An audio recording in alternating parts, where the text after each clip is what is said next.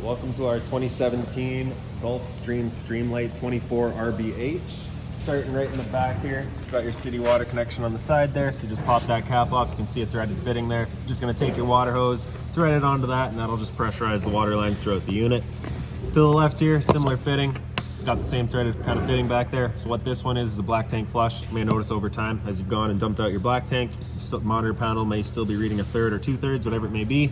Typically, it's just some debris inside of that tank hanging between the probes, so you just take your water hose, plug it into there, open up your black valve, turn on the water, and that'll just flush out that tank, getting rid of any sort of debris that might be causing that issue. In the back bumper here, if we just pull this cap off, inside a little bit, we got a sewer hose in there for you. So that guy does just pull on out. It's a little sticky right now. Holy.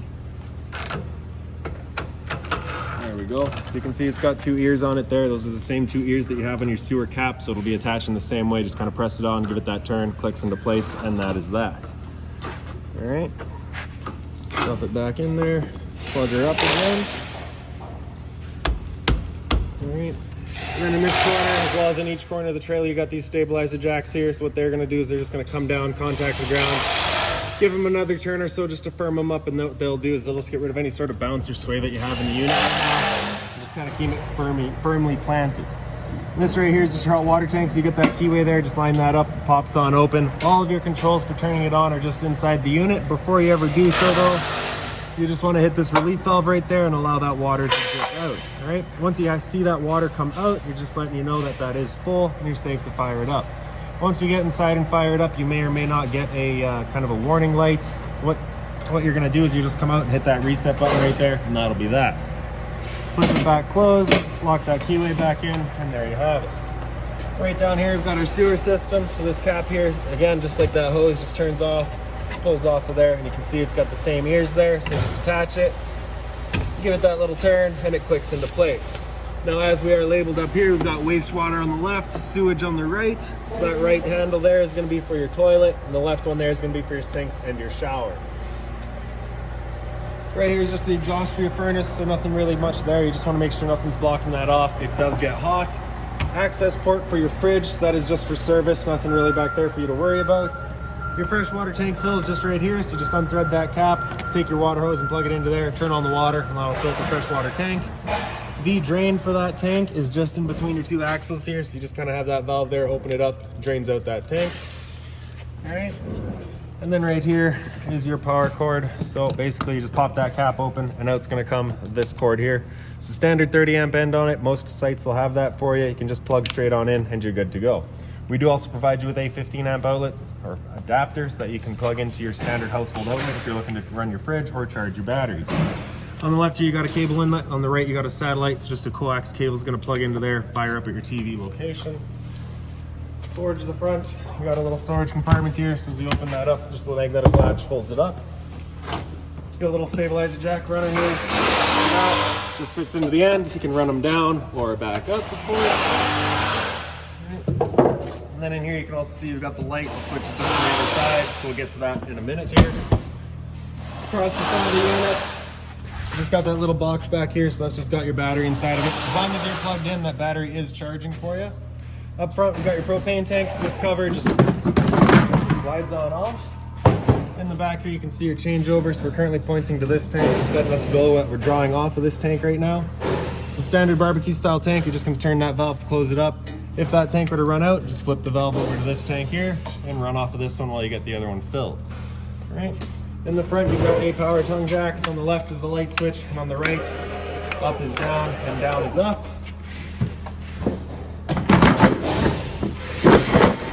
That just sits on there. And then on this side here, you just got the solar ready right on the side there. So just open that up and take your 2-prong solar panel, plug it into there, and it'll charge your battery. Inside of the compartment, you got that light switch there for that light, as well as a water hose and the park adapter I was telling you about. All right. Also on this side of the unit, you just got your awning here. Making our way back, we've got a little GFI protected outlet back here. So if that outlet ever stops working, you're just gonna go to the reset, which is inside in the bathroom. Cable antenna outlet right here. And then to the back of the unit, just kind of in this corner here, you got those two little water lines there. Those are just low point drains. So at the end of the season, once it's starting to get cold, just pop those open. That'll just allow the water to drain themselves out. Also, if you're leaving the trailer for a while and you don't want your water going stale or stagnant, just open that up, drains out all the water from the water lines. Also back here is a little quick connect for a propane accessory. So if you just wanted to plug into there for something, you got the power to do so. All right. And then lastly, just in the very back here, you just got your spare tire. We'll make our way inside. So your door, of course, just pops on open. It is just kind of on a friction hinge, so it just kind of sits wherever you leave it. The step, you're just going to kind of pull up and out, flip that bottom step over, and we'll make our way inside. Underneath that step, you'll notice there's a little light right now, so that's just off of this switch right here. All right. Up from there, the switch on the right is going to be your interior lights. The switch in the middle is your porch light there. The switch on the left was an awning light once upon a time. I do believe that has been deleted by the previous owner though. For the awning itself, press and hold extend, and that awning will make its way out. And once that awning's fully extended, you'll just see a little black flap at the end come down, just kind of letting you know that you've reached your limit. You'll also see the black tube there as well. Once you see that, you're going to want to stop. If you're to continue extending, it will actually wind itself up backwards, in which case the fabric will be underneath the tube, allowing it to then hold water, accelerating the growth of mold and mildew. So there's our flap there. Once we see that, we're going to stop. Right. Now if it were to start raining, it's of course going to be holding some water, so what you can do is just grab either arm, front, or rear. Just pull down on it here, and you can see that changes the pitch of the awning out at the head, allowing it to then have water run off. Before you bring it back in though, you just want to make sure these guys are back out fully extended, just so that we're not running the risk of bending anything.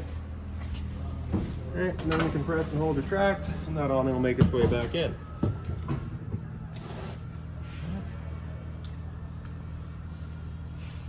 So while we're waiting on that guy there, just right above my head here, we've got our antenna.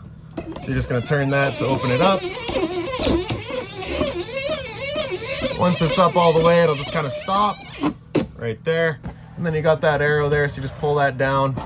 And you're just going to turn looking for wherever your best signal is. Wherever it is, you just leave it there. Once you're done though, just make sure those arrows are lined back up. Just ensures that the little channel that the antenna sits inside of is lined up properly. And then we can press and turn it back down, and she'll come back in. And there you have it. All right. So towards the front for your bedroom here, you just got this one little light up top there, just on its own little switch on the side. Turn that on, turns on the light. Right beside that is your roof vent. Just turn that handle to open it up. Storage on either side of the bed. On this side here, you've also got USB outlets for charging as well.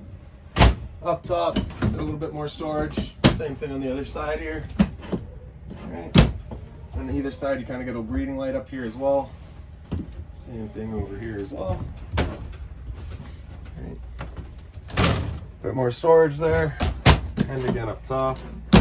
On this side here, you've got an outlet just on the side there, standard 120. Right. Then your blinds, of course, just standard. Carbon monoxide alarm.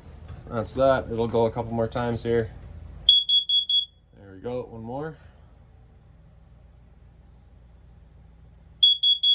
Yep. All right. And then up on the wall here. So this is kind of where your TV backer would be. You'd install a TV up in here somewhere. That red button right there is just going to turn on your antenna. That's going to be your antenna outlet for it. Right below that is your cable and satellite outlet for that inlet that you had outside. Those right there are just going to be audio video jacks. They're going to be hooked right into your stereo over there. We'll get to that in a second. And then just on the wall here, you've got your power outlet as well. This curtain just slides right across, just kind of cuts off the bed from everywhere else. Just has its own little tie up on the wall there. Above your sink, you get this little light here, as well as a paper towel dispenser installed by the previous owner.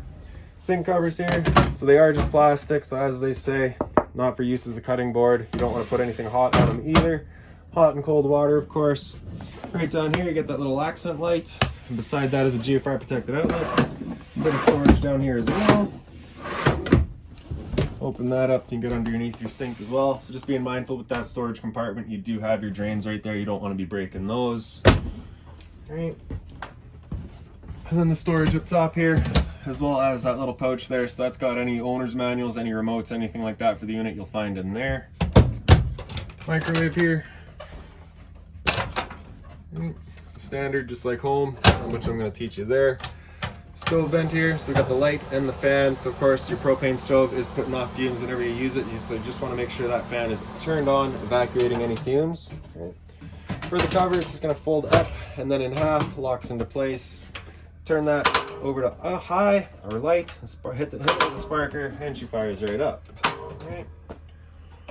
Now the stove is not quite as nice. Open that up and we're going to grab a lighter, turn that over to pilot and press and hold. And as you've got it pressed in and holding it, you're just going to stick a lighter right in the back there, and then you can see that pilot light going. The first time you go to use any propane appliances, it may take a minute to get everything going just because it's got to clear air out of the propane lines. What I recommend starting with is going to be your center outlet here. Right, so that's just a high output burner. It's just going to clear air out the quickest. So once you have that pilot light down there going, you're just going to, after having this thing held for a little while, then you can release it, holds itself. Then you can turn up to your desired temperature and she fires right up. Once we're done, turn it back down to pilot. It'll hold just the pilot light for you. However, if you're going traveling or leaving the trailer for a while, you just want to make sure that's right off. Right down below, we've also got an outlet for your furnace. You had another one up front there, just kind of around the corner. Monitor panel here. So we've got your water pump switch there. It turns on your water pump, drawing out of your freshwater tank to pressurize your lines. Get your battery there, so it kind of tell you your charging level. So C would be charging, G would be good, F is fair, and L is low. So because we're plugged in right now, we're currently C for charging. Fresh tank here, so you can see we're currently empty. Same thing with your gray and your black, right? And that's that. Right.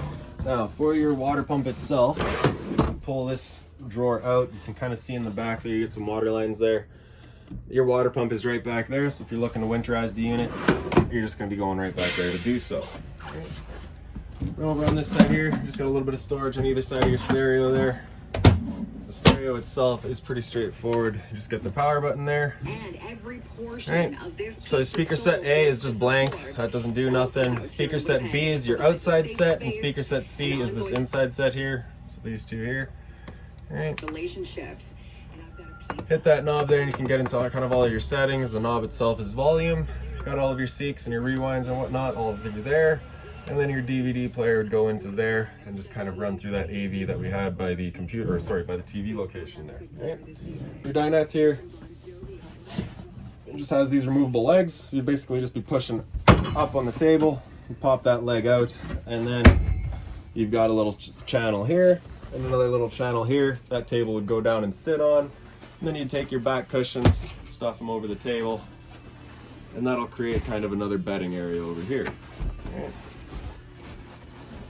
Also, right up top, you get a little light there. Right. And then on the wall here, you've got your thermostat. So this is going to control just your furnace. So with this slider all the way over to the left, that is it off. All the way over to the right is max heat. Anywhere in the middle is just going to be kind of your temperature selection. Your readout on the bottom here is going to tell you what you're currently at. Right. And once you have that turned on, you'll hear your furnace, which is just right down here, kick on and start blowing some air. And that's that. And once we're done, we're just going to slide it all the way over to the left until we hear a click, and that's that. Right? And so just right by the entrance here, I think I missed something. Oh, I got it already. All right. So for your fridge here, it's just got your power button on the left there, so that's going to turn it on. With this button on the right in, it's going to run off of auto, which is first going to look for AC power. If AC power is taken away, it'll automatically flip over to gas. If you're out dry camping and you want it to run off of gas, just have that button on the right come out, it'll fire up on propane. Freezer up top here, fridge down below. Temperature selection is just up on the side there, so as you can see, it's just kind of up is colder, down is warmer. And we'll turn that back off. And then back here, you also get this light, same little switch there, smoke detector. There we go. And then in the two bunks, you get a light up top and another light down below. Emergency exit here, you just take this little red handle, pop it up. You can have it sit right there for an open window, or you just throw it right outside, grab that red tab and hop on out. Right. And then up top here, you can see you've also got the bunk ladder, so you can hop up top. Storage in the back here, so just the closet space. Same thing down low. Another little roof vent above me here. And then we'll come into the bathroom. So the light switch is just up on the wall here, and right below that is your hot water tank control. So just have that switch come down, turn on that little red light. Once that red light has gone out, the ignition sequence outside has started. If that light were to come back on, it's just letting you know it hasn't fired up, so it's at that point that we'll be going out and using that reset switch that I'd shown you. So we'll just, and there we go. So sat right here, I can hear that thing going, you can hear that flame, you know it's good. Toilets here, so just a little flusher down on the bottom, toilet paper dispenser, and then right up on the wall here you've got your GFI protected outlet. So the red button tests it, right below that is your reset. So if you ever have an outlet that doesn't work, it's going to be the first thing you want to come and check. Alright, little medicine cabinet there, hot and cold water at the sink of course, and a little bit of storage down below it, again being mindful of our drains. And then behind me here you just got your shower, so standard hot and cold water with the standard head, and then just your little curtain here. Alright. So your converter down here, so just going to press the top and center, pops on open, you get all of your breakers down the center here. Whenever a breaker breaks, it's going to sit in the middle, so just turn it off and then back on. And then on the right side, you got all of your fuses. So if your fuse were to ever pop, you'll just get a little red LED right beside it, letting you know exactly which one went. And then lastly is going to be right above our heads here, we've got our air conditioner. So basically you got your fan speeds here. Those black ones are just your fan speeds. You got low, medium, and high. And then as we get into the blue side there, that's where we'll actually get some cooling coming in. So the compressor will kick on with the high fan, medium fan, or low fan. You'll also notice on this side here, you've got the optional heat side. That is not hooked up, that will not work, right? And because of that, you're just gonna wanna leave that on cold, right? And that's that. Really for ducting for it, it's just kind of got the vents on either side. Just open those up wherever you want air going. And that is that. If you've got any other questions on the unit, please feel free to give us a call, 204-237-7272.